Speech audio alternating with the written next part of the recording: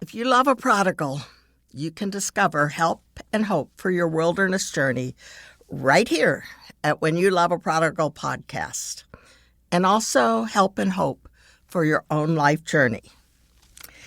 As we continued our series on mercy last week, were you able to recognize moments of God's mercy to you?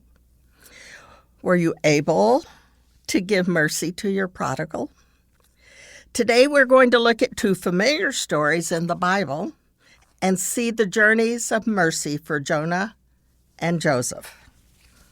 Jonah's journey to mercy actually has interesting parts to it. You probably know the story, but here's a quick summary. Nineveh was the largest city of its time in the ancient world, known for its evil living, drunkenness, and violence.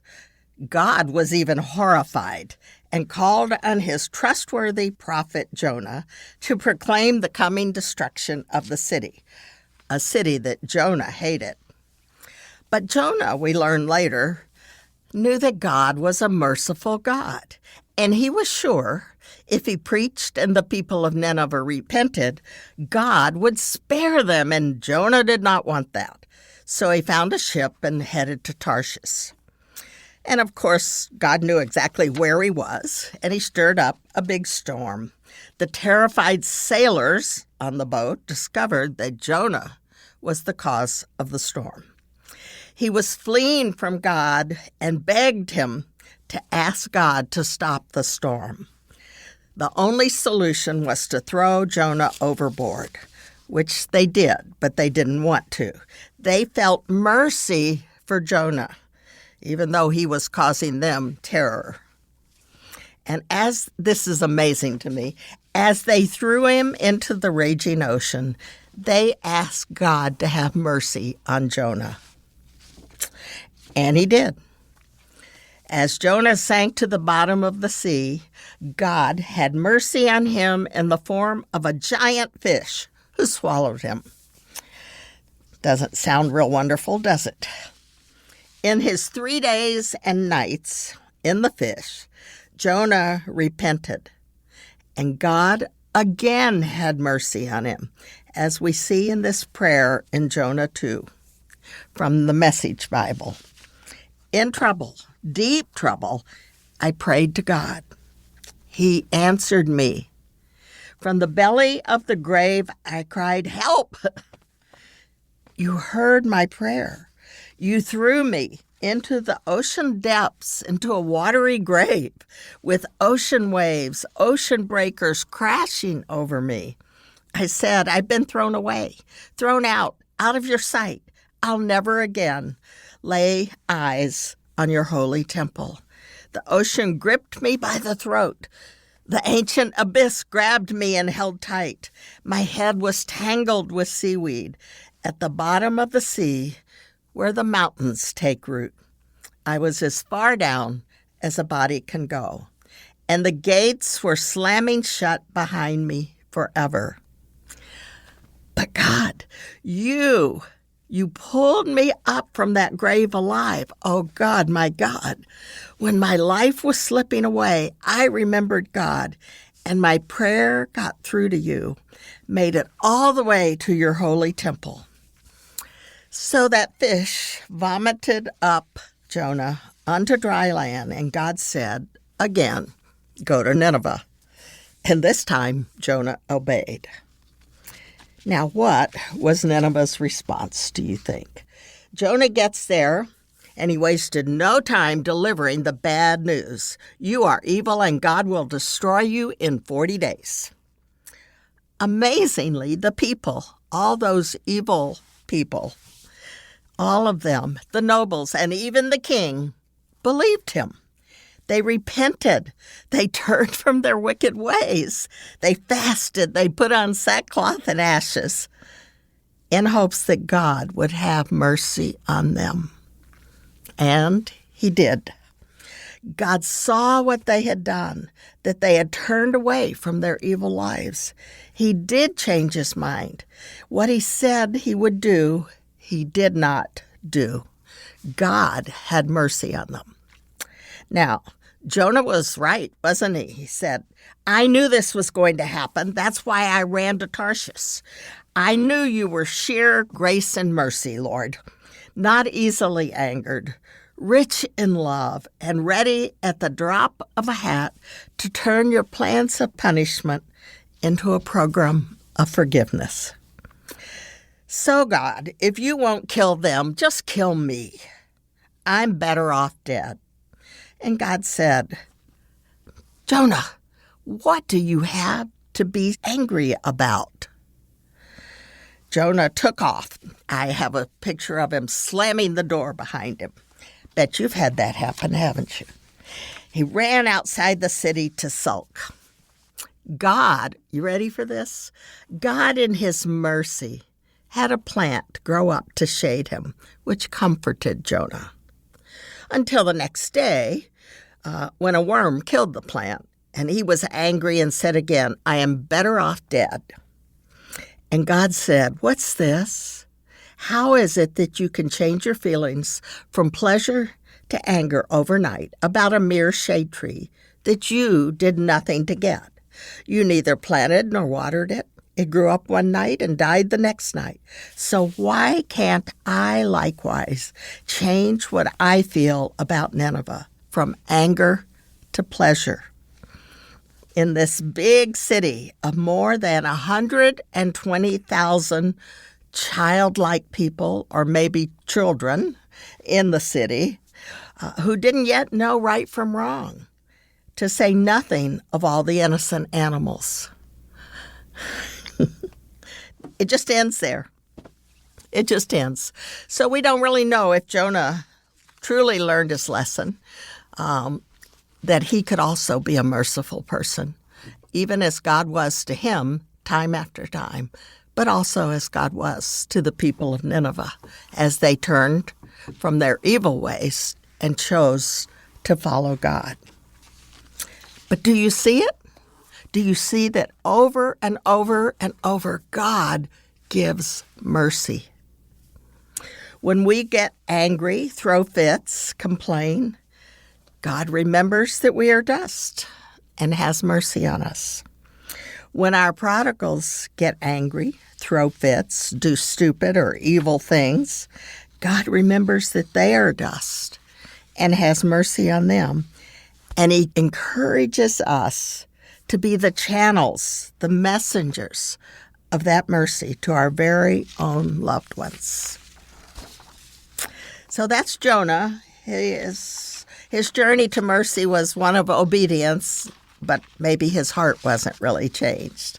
But let's look at Joseph's journey to mercy. Another story that you probably know. Here it is in a nutshell. Joseph was his father's favorite, protected, praised, gifted by his dad with the magnificent coat of many colors. And he was a dreamer, and he was usually the star of his dreams. And he made sure his brothers knew that he had dreamed that someday they would all bow down to him, which did not go over well with them. So when Joseph's father, when his father Jacob sent him out to the brothers who were tending their flocks, they saw their chance. They intended to just kill him, but instead they sold him as a slave to a passing caravan. They bloodied his coat and told their father a wild animal must have killed Joseph. Joseph was sold by the caravan of who had bought him, and he was sold to Potiphar, who was an Egyptian leader who quickly discovered that Joseph had leadership and management skills, had integrity, and a love for his God. And soon, Joseph was in charge of everything that Potiphar had. But Joseph still had a lot to learn. And apparently, he was quite handsome as well as smart and capable. And Potiphar's wife took a liking to him. And when he wouldn't respond to her advances, she accused him of attacking her, and off he went to prison. While in prison, he continued to have dreams and he interpreted others' dreams, and he was very respected by the jailer. And those years in prison, as he waited to be set free, if he ever would be, drew him close to God and grew humility in him. He began to get the picture of how arrogant he had been. When a severe famine threatened the whole area, Pharaoh himself called for Joseph, who predicted that there would be 7 years of plenty, followed by 7 years of drought. So Joseph had a plan. And suddenly, he was Pharaoh's second in command. The famine included the land of Canaan, where Jacob and his sons lived. Their father had told them to go to Egypt and buy grain for their families so that they didn't perish.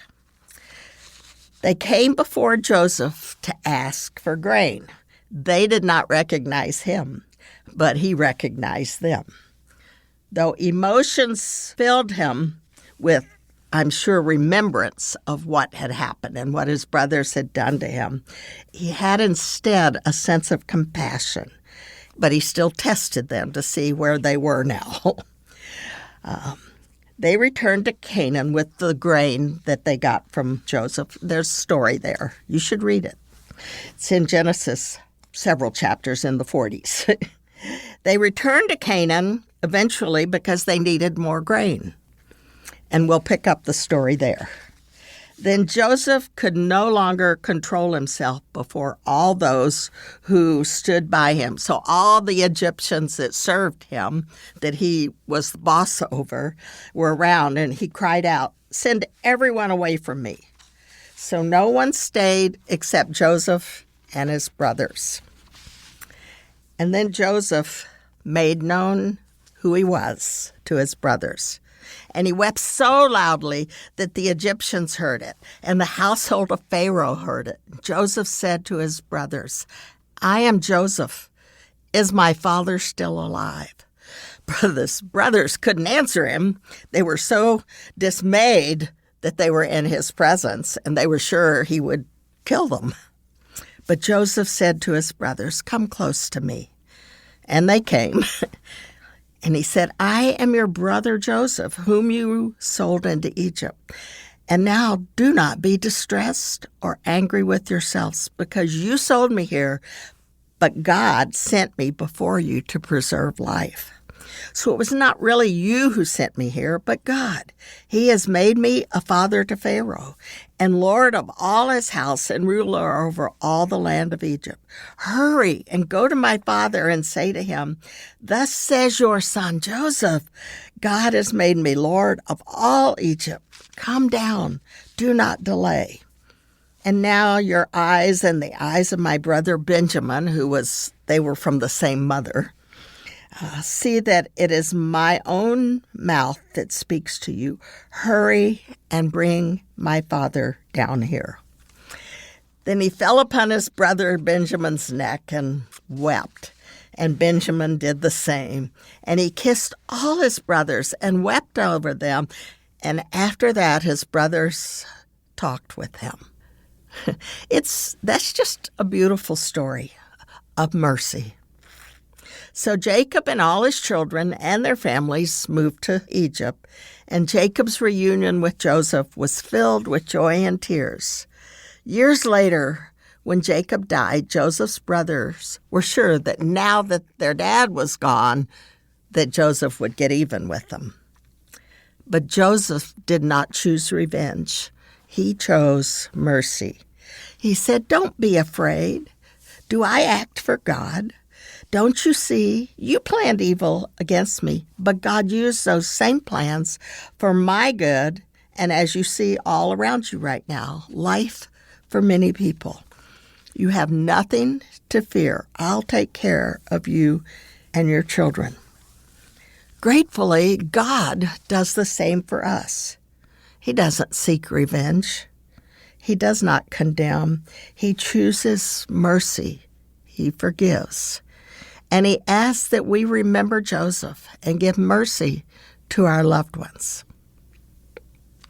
So I imagine that you might find it hard to believe that you should show mercy after all that your prodigal has done, and how many times you would have to show mercy. Next week, we'll talk a little more about that.